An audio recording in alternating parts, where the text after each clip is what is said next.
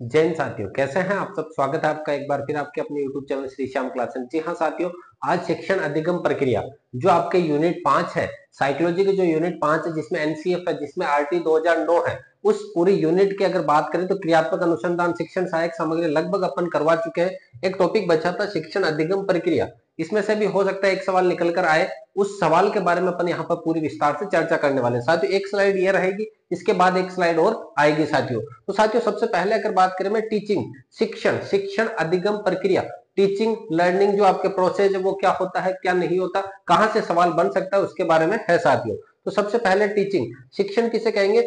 शिक्षक द्वारा बालक को विभिन्न विषयों का ज्ञान देना ही क्या है? शिक्षण है।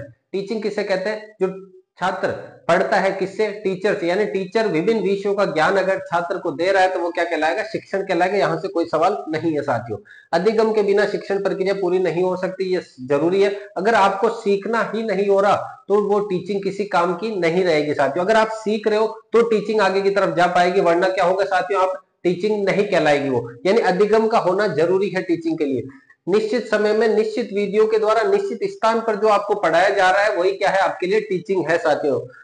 यहाँ पर शिक्षक तो क्या रहेगा साथियों? प्रमुख रहेगा, और छात्र क्या रह जाएगा? गौण रह जाएगा। शिक्षक सबसे इंपॉर्टेंट रोल अदा करेगा टीचिंग में, और छात्र क्या रहेगा? बस सुनेगा। छात्र गौण रहेगा, वो प्रश्न नहीं पूछ सकता। उसके बारे में भी प्रश्न अपन बात करेंगे कि क्या होता है जब छात्र प्रश्न पूछता है, तो क्या होता है जब छात्र नहीं प्रश्न पूछता। तो और स्वाध्याय के बारे में भी अपन बात करने वाले हैं साथियों।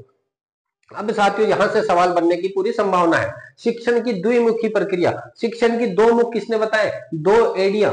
शिक्षक की द्विमुखी प्रक्रिया किसमें? एक तो शिक्षक होगा और एक छात्र होगा। शिक्षण टीचिंग की दो मुखी प्रक्रिया, दो मुख होते हैं टीचिंग के। टीचिंग के कितने मुख होते हैं? दो, एक तो शिक्षक और एक छात्र। ये किसने बताया? एडम्स ने। आपके एडिया कितनी है? पैर के अंदर जो एडी होती है वो कितनी है? दो। तो शिक्षण की द्विमुखी प्रक्रिया किसने बताई? एडम्स ने बताई है। क्योंकि आपके पैरों में एडियो की संख्या कितनी है साथियों? दो है। तो एडम्स ने कितनी बताई है? दो। कौन कौन सी? एक तो शिक्षक और एक छात्र। यहां से सवाल बनेगा साथियों। फिर है शिक्षण की त्रिमुखी प्रक्रिया। साथियों अगर बात करें शिक्षण की त्रिमुखी प्रक्रिया किसे कहते हैं? शिक्षण की त्रिमुखी प्रक्रिया यहाँ पर तीन रहेगी। शिक्षण की त्रिमुखी प्रक्रिया की बात करें तो पहली रहेगी आपके शिक्षक, दूसरा छात्र और तीसरा पाठ्यक्रम। ये शिक्षण की त्रिमुखी प्रक्रिया किसने दी है साथियों? जॉन डीवी ने दी है। और साथ में इनके साथ कौन थे? रायबर्न भी थे। रायबर्न और जॉन डीवी ने मिलकर के ये शिक्षक की त्रिमुखी प्रक्रिया दी है साथियों। पहली है शिक्षक, दूसरी है छात्र। एडम्स ने दो बताई थी, लेकिन यहां पर तीसरी जोड़ दी त्रिमुखी के लिए। वो कौन सा जोड़ा? पाठ्यक्रम। कि बिना पाठ्यक्रम के कुछ नहीं हो सकता। 6 क्लास का पाठ्यक्रम पढ़ रहे हो तो 6 क्लास के पाठ्यक्रम के आधार पे टीचर और छात्र का संवाद होगा। लेकिन अगर बात करें, एडम्स ने दो ही दिए कि शिक्षक और छात्र है, बहुत है, लेकिन वो प्रक्रिया काम नहीं आई। और त्रिमुखी प्रक्रिया किसने दी है साथियों? जॉन डीवी और रायबर्न ने दी है। जॉन डीवी और रायबर्न ने दी है। रायबर्न ने क्या करा? उसके जो नियम था एडम्स का द्विमुखी का, उसको बर्न कर दिया, उसके ऊपर अपनी राय नहीं दी है साथियों। औपचारिक शिक्षा और अनौपचारिक शिक्षा में बहुत बार बता चुका हूं। औपचारिक शिक्षा जहां पर आपको सर्टिफिकेट दिया जाता है, कहां से होगी साथियों? विद्यालय से होती है। और अनौपचारिक शिक्षा जहां सर्टिफिकेट नहीं दिया जाता वो कहां से होती है? परिवार से होती है। औपचारिक शिक्षा और अनौपचारिक शिक्षा मिलकर के क्या बनाएगी साथियों? शिक्षण बनाएगी। मिलकर के क्या बनाएगी? शिक्षण बनाएगी। टीचिंग क्या होती है? परिवार से और विद्यालय से सीखा हुआ ज्ञान ही क्या कहलाएगा साथियों? टीचिंग कहलाएगा। अब है शिक्षण की प्रमुख विशेषता है। शिक्षण जो टीचिंग होता है तार्किक क्रिया होती है। तार्किक का मतलब होता है जो आपकी तर्क शक्ति, क्यों का जो जवाब मिलता है, आपका दिमाग जो चल रहा है क्यों। तर्क शक्ति का मतलब होता है क्यों का जवाब, जब आप ढूंढते हो उसको कहते हैं तार्किक क्रिया। तो टीचिंग के अंदर तार्किक क्रिया होती है। अधिगम के समानुपाती, जितने तेज गति से अधिगम होगा, जितनी तेज गति से आप सीखोगे उतनी ही तेज गति से क्या होगा साथियों? शिक्षण होता है। अगर मान के चलो मैंने ये टॉपिक आपको 10 मिनट में पढ़ाया, आप हाथों हाथ सीख गए, तो 10 मिनट बाद में अगला टॉपिक लेंगे, वो भी अगर आप हाथों हाथ सीख गए। लेकिन अगर तीसरा टॉपिक मैंने पढ़ा आपको समझ नहीं आया, तो वो तीसरा टॉपिक मुझे थोड़ा लंबा लेना पड़ेगा। मुझे 10 के बजाय कितने मिनट देने पड़ेंगे आपको? क्लास में ऑफलाइन यहाँ पर 15 से 20 मिनट लगाऊंगा, फिर भी नहीं आया तो फिर 10 मिनट और दूंगा। इस प्रकार से अधिगम के समानुपाती अगर समझ में आता जा रहा है तो टीचिंग क्या होती जाएगी? आगे से आगे कंटिन्यू रहेगी। ज्ञान का विकास होना, और यह क्या है? अंत क्रिया है। शिक्षण के द्वारा ज्ञान का विकास होता है, सबको पता है। ये क्या है? अंत्य क्रिया है। ये कौन सी क्रिया साथियों? अंत्य क्रिया। अब ध्यान देना, यहां से भी इंपॉर्टेंट साथियों, ये अपने मनोविज्ञान के सूत्र भी हो जाते हैं शिक्षण के। शिक्षण जब करवाओगे तो ये सूत्र पता होना चाहिए। पहला, ज्ञात से अज्ञात की ओर। आप हमेशा ज्ञात से किस ओर जाओगे साथियों? अज्ञात की ओर। ज्ञात से किस ओर जाओगे? अज्ञात की ओर जाओगे। जो आपको चीजें ज्ञात है वहां से आप अज्ञात की ओर। आपके पास उदाहरण है, आपके पास नियम है, उसके आधार पर आप अज्ञात की तरफ जाने की कोशिश करोगे। पूरा सब कुछ आपके सामने, उसमें अंश की तरफ जाओगे आप। पूरा आपके पास में है, उससे आप किसकी तरफ जाओगे? अंश की तरफ जाने की कोशिश करोगे। आगमन से निगमन सबसे बेस्ट है। आगमन से निगमन मनोविज्ञान में ही होता है और ये पूरे के पूरे आपके मनोविज्ञान के हैं, मनोवैज्ञानिक गुण है। कौन से गुण है साथियों? मनोवैज्ञानिक गुण है। मूर्त से अमूर्त। मूर्त का मतलब होता है जो आपके सामने है। अगर मेरे सामने ये फोन लग रहा है, ये मूर्त है, और फोन के पीछे अगर आप क्लास देख रहे हो तो मेरे माइंड में चलेगा कि यार क्लास कौन कौन देख रहा है, कौन किसने लाइक करा है, किसने नहीं करा है, वो क्या हो जाएगा? अमूर्त चिंतन हो जाएगा साथियों। तो मूर्त और अमूर्त दोनों शिक्षण के सूत्र है। अनुभव से विवेक की ओर। अगर आपके अंदर बात करें, अनुभव है, अनुभव के आधार पे आप विवेक को काम में लेते हो। से विवेक होता है ना जो छात्रों, अपने विवेक से काम लेना। अपन ने कई बार सुना होगा विवेक काम में लो। अपने विवेक का मतलब हो गया सोच समझकर काम में लेना। अनुभव अगर आपके पास है तो सोच समझकर विवेक काम में लो। विश्लेषण से संश्लेषण। विश्लेषण का मतलब होता है तोड़ना, संश्लेषण का मतलब हो गया जोड़ना।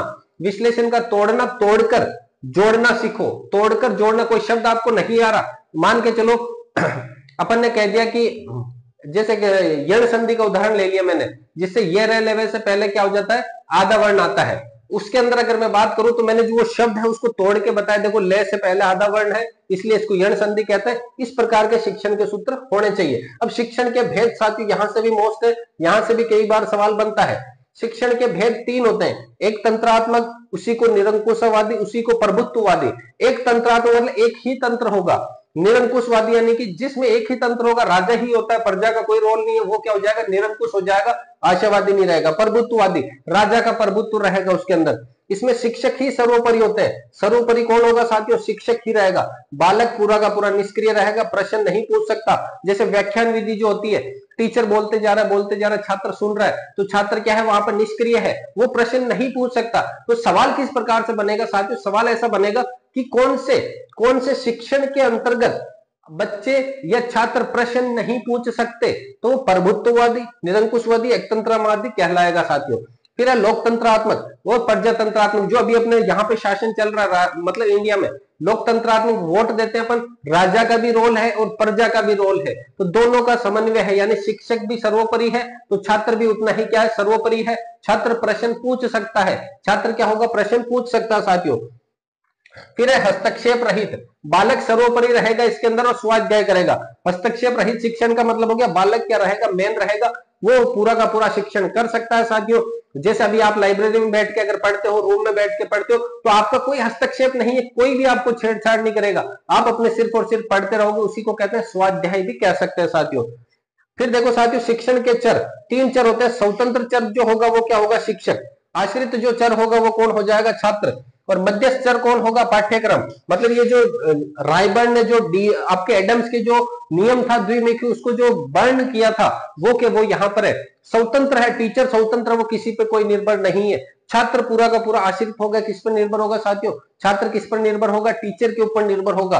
और उसके बाद में इन दोनों के बीच की कड़ी कौन है? पाठ्यक्रम है। साथ में शिक्षण विधियां, शिक्षण के साधन, ये सब क्या है? इनके मध्य की कड़ियां हैं साथियों। तो साथियों अभी अपन और बात करेंगे इसके बारे में। इसके अभी की बात करें, शिक्षणों के चरों के कार्य बाकी है, और इसके साथ में शिक्षण के प्रकार। शिक्षण के प्रकार जो आपके एनसीईआरटी के अनुसार है, ज्ञान, अवबोध, ये पूरे के पूरे अभी बात करेंगे साथियों अपन। साथियों अब बात करते हैं उस टॉपिक के बारे में जहां से इस शिक्षण अधिगम प्रक्रिया में एक सवाल निकलकर 100% है, आएगा ही आएगा।